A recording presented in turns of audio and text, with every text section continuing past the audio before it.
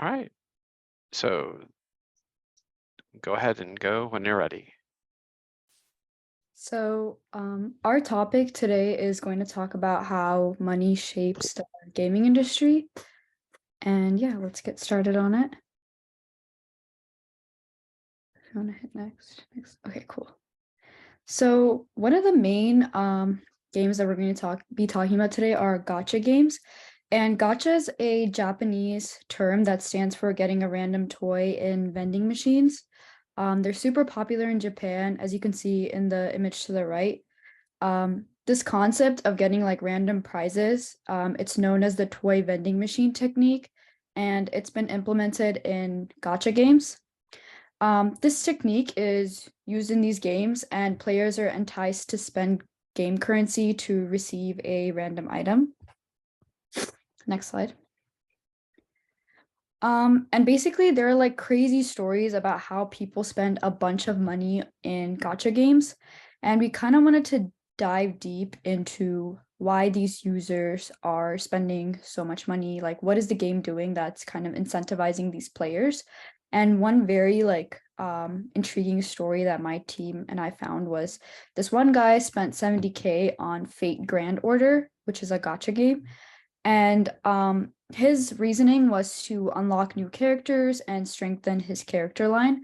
And to understand what gotcha games do really well, I think we need to kind of dive into the history of gaming itself.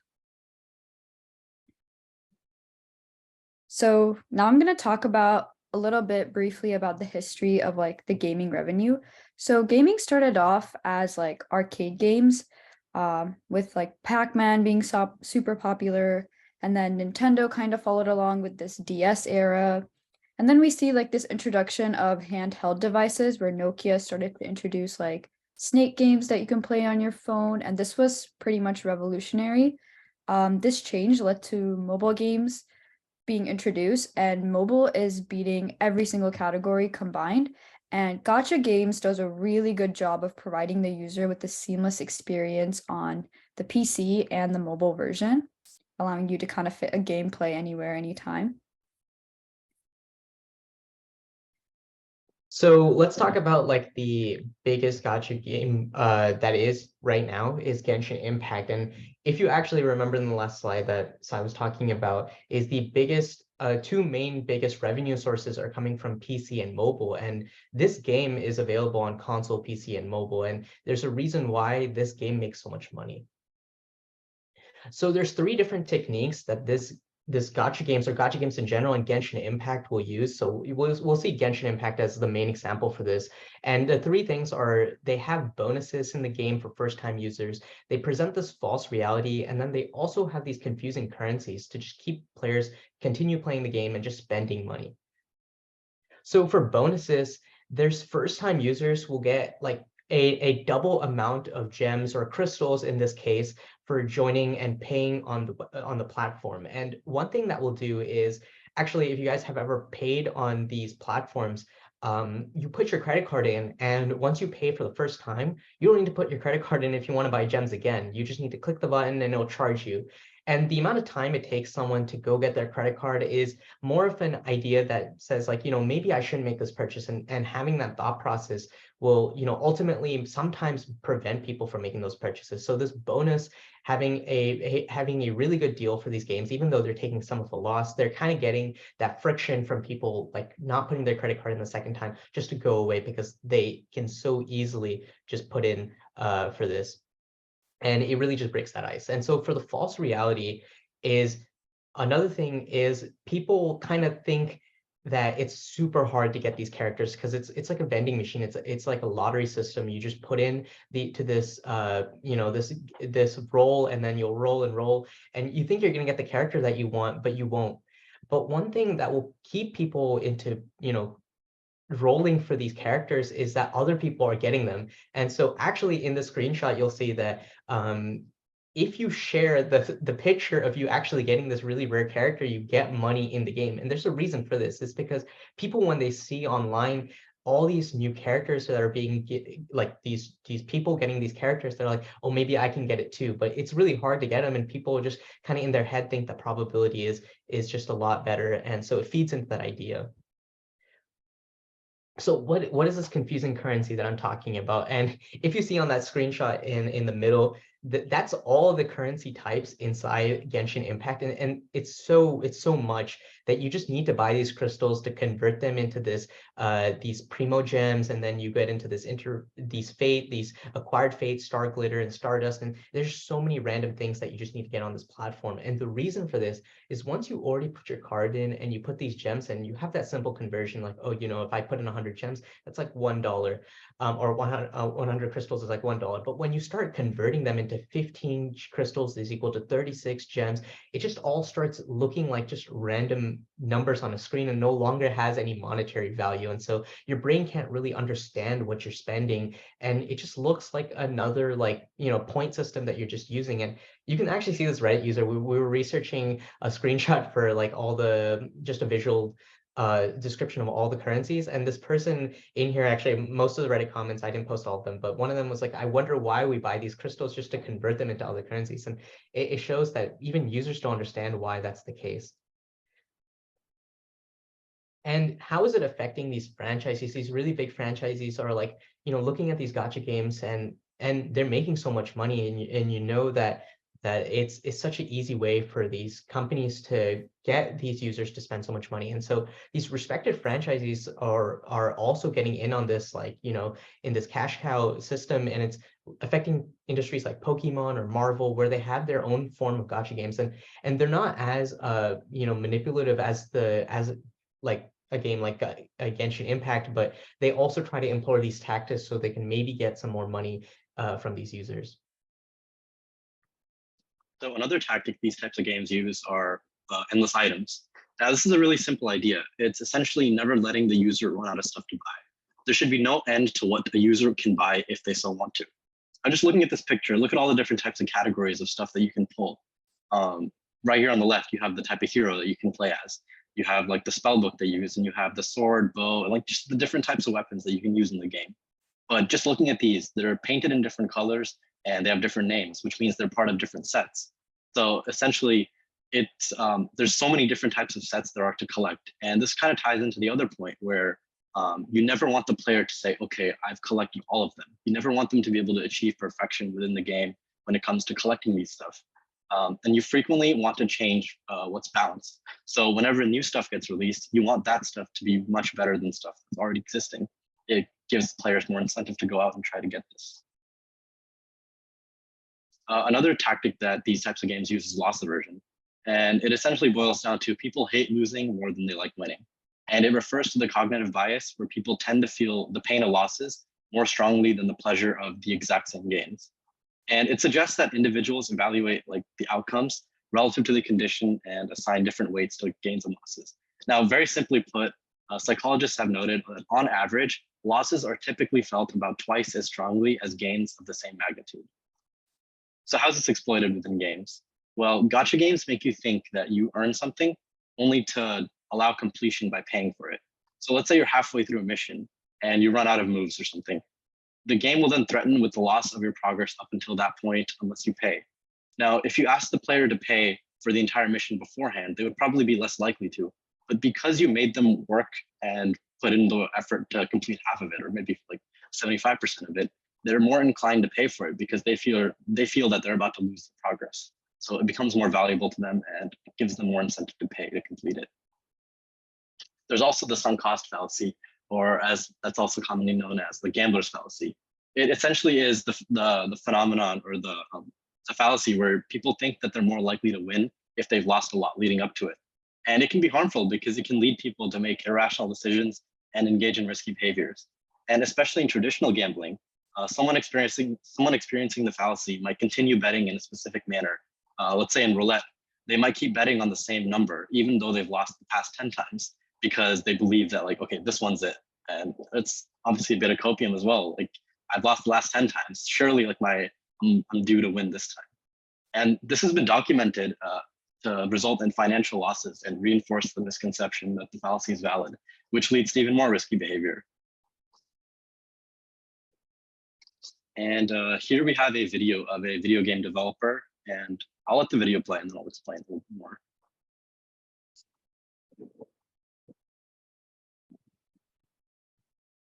So here he talks about just an overarching view of video games and what he's learned from developing video games.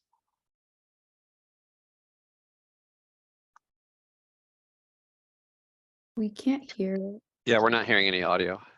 Oh. You might have to reshare if you didn't click the audio sharing button. Okay, one second. There's a button that says optimize for Yeah, video. I Make see. sure that that's Yeah, I see. checked.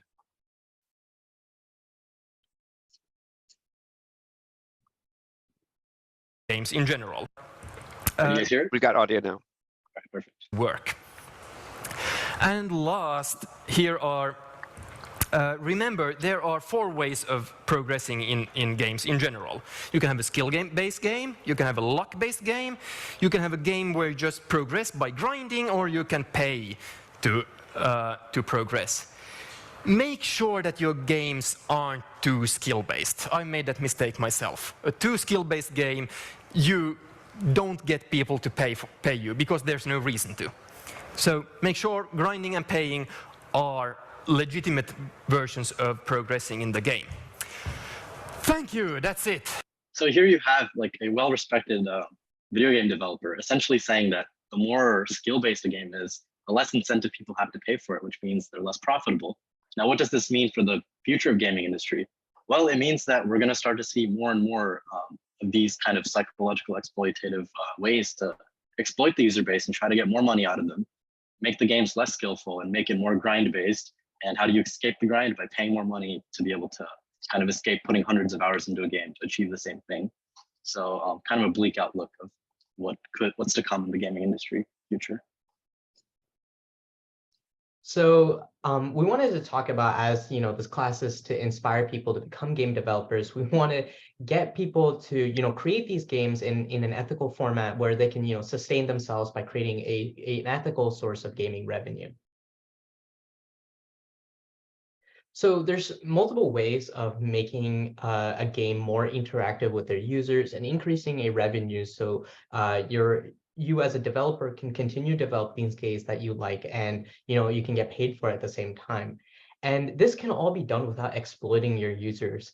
The first thing is battle passes. You want a reason for people to come play your game, and every single day they log in. But these battle passes for things like Fortnite and stuff, they're very transparent. You just kind of pay $9.99 for the battle pass for the season, and you're transparently known that you're going to get these items if you play and unlock them. If you don't, then you're just not going to get them. And so it's a transparent way for your players to be engaged, for them to play your game, and then also know what they're getting into. And then you also have these things like DLC, which is kind of a little older concept. I remember I used to buy DLCs for like Call of Duty to get the new maps that we could play. And then I also got the DLC for Witcher, which is like an extended storyline. And so you just, as a developer, make more content for an already existing respected game, and people will pay for it because they already know that they're enjoying playing this game.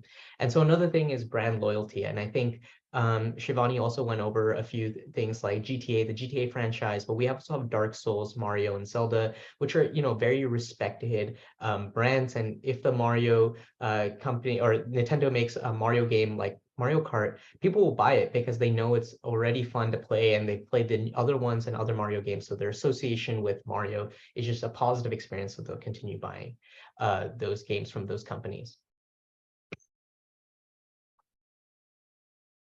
Yeah, well, thank you for listening to our presentation. I think I saw something in the chat where people were talking about how is this gambling or not?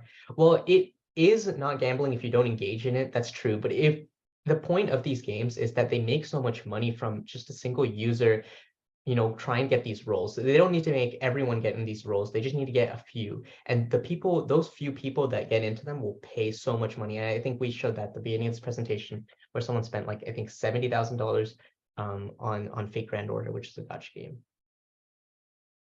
Yeah, I think there's some good conversation going on in the chat here. So congratulations on that. You seem to have touched on a note that is interesting to people.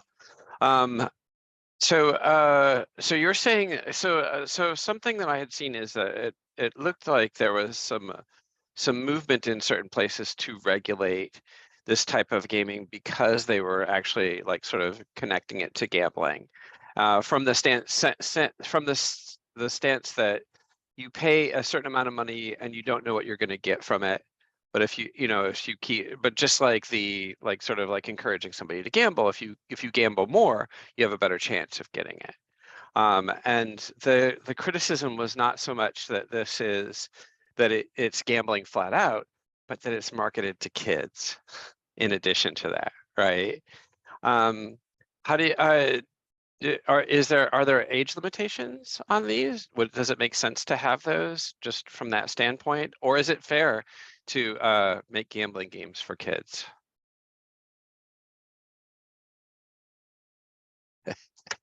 So, oh yeah, you can answer that slide. No, go ahead.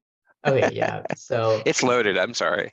yeah, well, so obviously, making like an age restriction is like something that people are thinking of, but when it comes to like paying, they'll say like, oh, you need to be like of the age to pay. Like I think it's 18, you need to be like adult to pay, put your credit card information. Yeah, But you have to there's have a credit multiple, card. yeah, there's multiple instances of people just stealing their parents' credit cards and just putting them in. And so you can't really regulate that process. And it's something that I think the courts are even trying to figure out, even with like social media companies like TikTok, they want like to enforce this age restriction, but they just ultimately can't because people will just end up finding a way if they want to find the way. Yeah, and I think that that's a valid response to this, but I guess what I'm saying is like you're saying that it doesn't make sense to try to manage like who's playing this. So then does that mean then that we have to assume that all games have kids in them? And then do we have to adjust the content with that in mind? Or yeah, I don't know. It's not a well-formed question. Don't spend too much time on it. We should though. I think there should be an age restriction in general. I mean, gambling has like, 21 plus, right? Because you want to reach that age of like some sort of like like standard, like before you go into like this like world of like scary stuff or whatever. So I do think there should be like an age restriction on these type of games, because from like a kid's perspective, you're just thinking, oh, this is fun, I'm like getting new characters, but you're not realizing like the much deeper like consequences of it in a sense. But I'm going to ask if there are other questions from the audience because I got maybe one more in me. Other questions? I don't know if anybody already mentioned it, but regarding like the gambler's fallacy in gacha games, I don't know if you mentioned the pity system, where after a certain number of rolls, you actually are guaranteed to get those high level, like really rare characters and units. So it like kind of does validate the gambler's fallacy for a lot of people. That seems like a balancing point and a fairness thing, because like if it is truly random, you might never get it, right? Yeah, well, I think the reason for that pity system, I think, thank you, Jason, for bringing it up. I think one reason they would do it is because if you get it, then there's like hope at the end of the tunnel, and they're like, okay, maybe if I gamble more, I can get the next character too. And they'll eventually get it because the game will just give it to you. But you're spending so much money that the character's worth is not as much as you kind of put into that game. I noticed also you didn't talk about like EA games and some of the stuff that they've been doing with like their microtransactions. I know that they started putting microtransactions into a game, into just about every game, because they saw this as a way to cash in to actually make a lot of money. Did you come across any of that in your research? Is there a reason you didn't like go into that in some depth? Well, those are a little different because that you kind of get what you pay for in a sense. You like, let's say you want to buy a specific gun, you can go ahead and buy it in like Battlefield or something, or you just want a skin for the gun, you just buy it. But I feel like what's more exploitative is like the gambling system, with literally having slot machines in your game and not knowing if you're going to get what you want. So we decided to kind of focus on that and keep our scope to gacha games. No, that totally makes sense. I forget which game it was. I think it was one of the Star Wars games, but somebody calculated that to buy everything in the game, you'd spend like $100,000, and that's a completely different scale of Yeah. games than, you know, spending $70, you know. Yeah. And I know that they have shifted a lot of their resources to making things so that you do the transactions because it makes more money. Yeah, but you're right. The gambling is much more nefarious. Dexter, did you have a question?